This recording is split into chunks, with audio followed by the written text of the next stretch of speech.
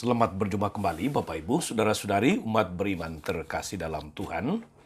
Selamat merayakan Hari Raya Maria diangkat ke sorga, yang semestinya perayaannya itu jatuh pada 15 Agustus setiap tahun, tetapi secara liturgis dirayakan pada hari Minggu terdekat. Dan tahun ini kita rayakan pada hari Minggu tanggal 18 Agustus 2024.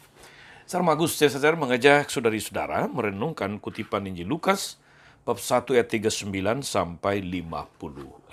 Kita dengarkan sabda Tuhan. Dalam nama Bapa dan Putra dan Roh Kudus. Amin. Beberapa waktu sesudah kedatangan malaikat Gabriel, bergegaslah Maria ke pegunungan menuju sebuah kota di wilayah Yehuda. Ia masuk ke rumah Sakaria dan memberi salam kepada Elisabet. Ketika Elisabet mendengar salam Maria, melonjaklah anak yang dalam rahimnya, dan Elisabet pun penuh dengan Roh Kudus, lalu berseru dengan suara nyaring, "Diberkatilah engkau di antara semua wanita, dan diberkatilah buah rahimmu. Siapakah aku ini sampai ibu Tuhanku datang mengunjungi aku? Sebab sesungguhnya ketika salammu sampai kepada telingaku, anak yang dalam rahimku melonjak kegirangan. Sungguh, berbahagialah dia yang telah percaya, sebab firman Tuhan yang dikatakan kepadanya akan terlaksana." Lalu kata Maria, "Jiwaku memuliakan Tuhan, dan hatiku bergembira karena Allah Juru Selamatku. Sebab ia telah memperhatikan kerendahan hambanya. Sesungguhnya mulai sekarang segala keturunan akan menyebut aku berbahagia, karena Yang Maha Kuasa telah melakukan perbuatan-perbuatan besar kepadaku, dan namanya adalah kudus. Rahmatnya turun-temurun atas orang yang takut akan Dia. Dia memperlihatkan kuasanya dengan perbuatan tangannya, dan mencerai-beraikan orang-orang yang congkak hatinya. Ia menurunkan orang-orang yang berkuasa dari tahtanya, dan meninggikan orang-orang yang rendah. Dia melimpahkan segala yang baik kepada orang yang lapar, dan menyuruh orang kaya pergi dengan tangan hampa.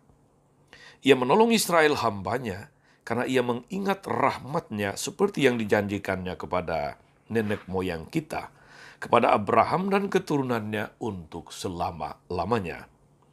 Kira-kira 3 bulan lamanya Maria tinggal bersama dengan Elisabet, lalu ia pulang ke rumahnya. Demikianlah sabda Tuhan.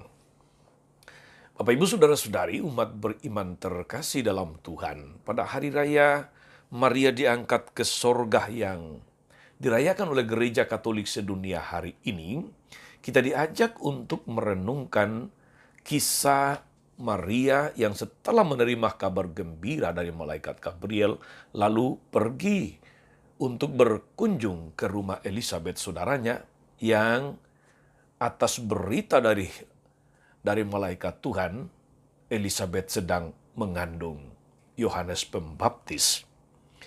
Saudari dan saudara terkasih dalam Tuhan, penghormatan kepada Maria merupakan salah satu kekayaan iman Gereja Katolik yang membedakan dengan gereja-gereja jemaat Kristen lainnya.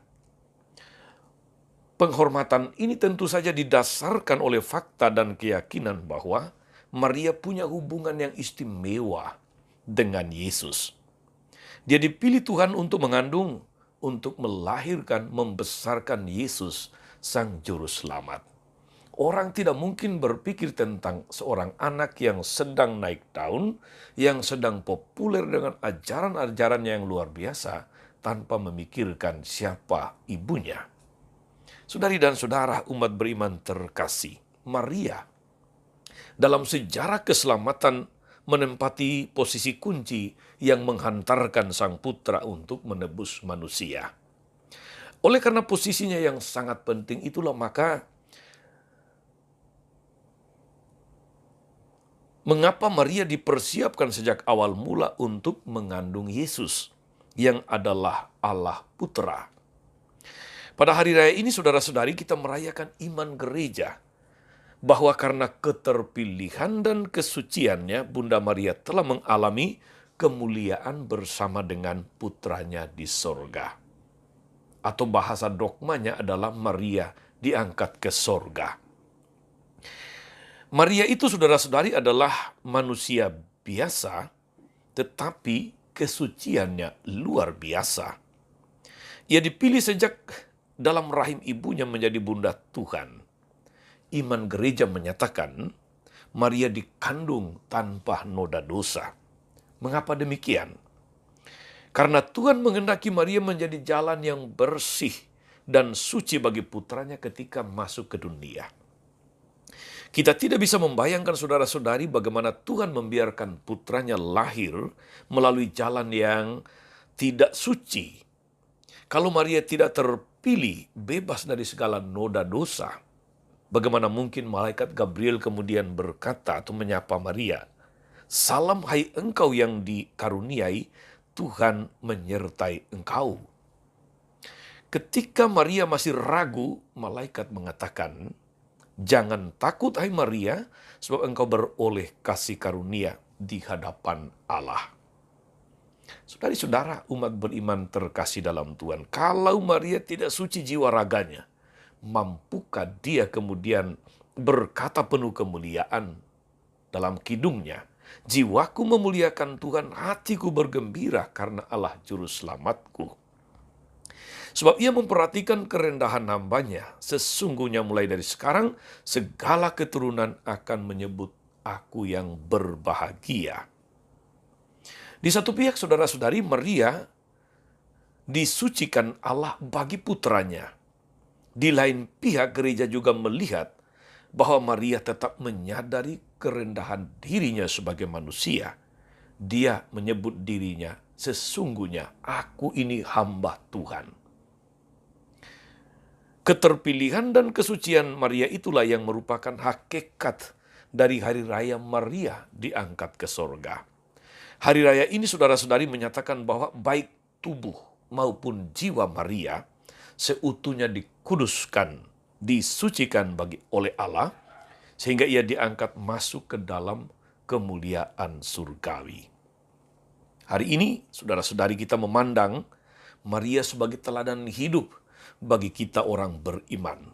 Dia menjadi teladan kesucian. Dia adalah teladan pelaksana kehendak Allah yang luar biasa. Dia juga adalah teladan hidup sebagai hamba di hadapan Tuhan. Kesuciannya itu bersumber pada hubungannya dengan Yesus. Maria menerima sabda Tuhan dan melaksanakannya dengan sepenuh hati sampai tuntas. Maria adalah ibu bagi Yesus, tapi juga sekaligus adalah murid Yesus.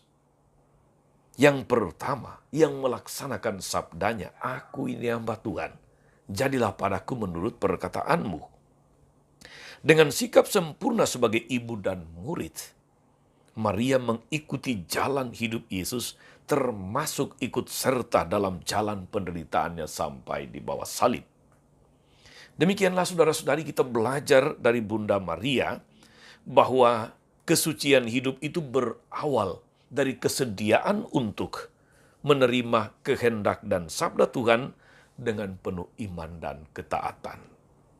Saudari-saudara umat beriman terkasih, selanjutnya, kesucian hidup dipelihara, dikembangkan melalui dinamika hidup dalam kegembiraan dan kecemasan, di dalam kebersamaan maupun kesendirian, di dalam suka maupun duka. Jelas bahwa kekudusan itu anugerah dari Tuhan. Kita dikuduskan.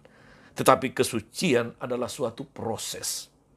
Proses menjadi semakin hari semakin hidup sesuai kehendak Allah, sesuai ajaran Tuhan.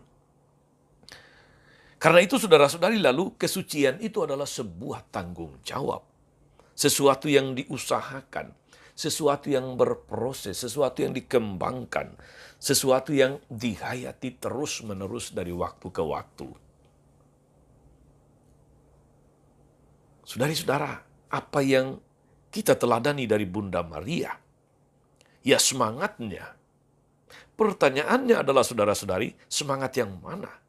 Yaitu semangat kesucian, semangat kerendahan hati, semangat persaudaraannya.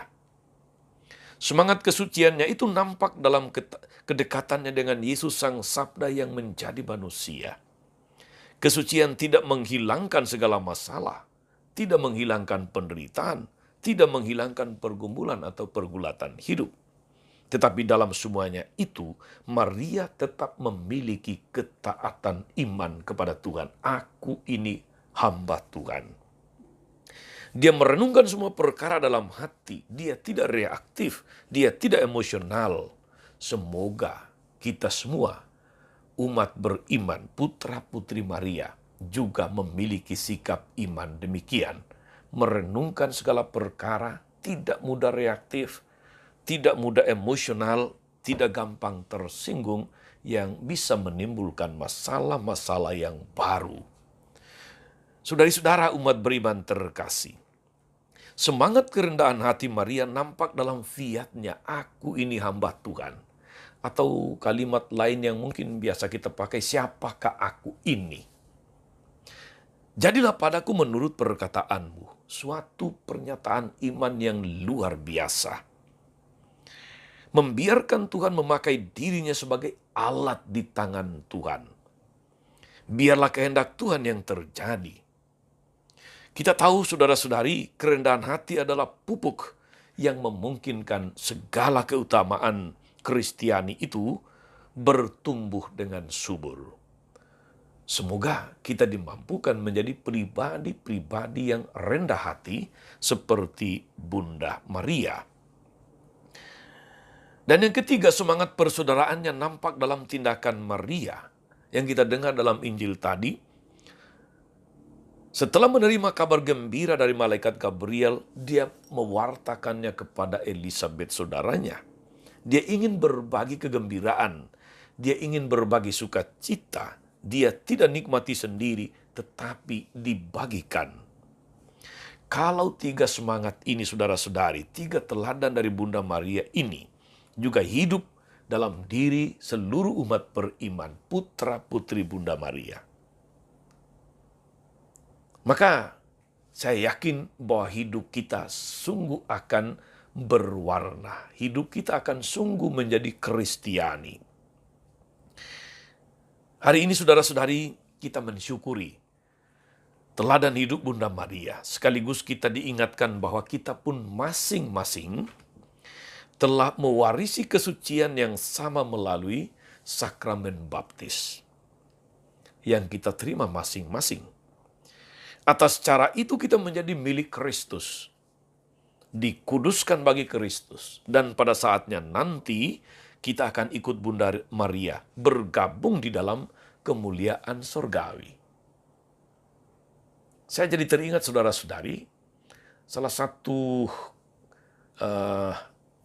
katakanlah kalimat bermakna atau kata mutiara yang sering kita dengar atau ucapkan sendiri. Surga ada di bawah telapak kaki ibu.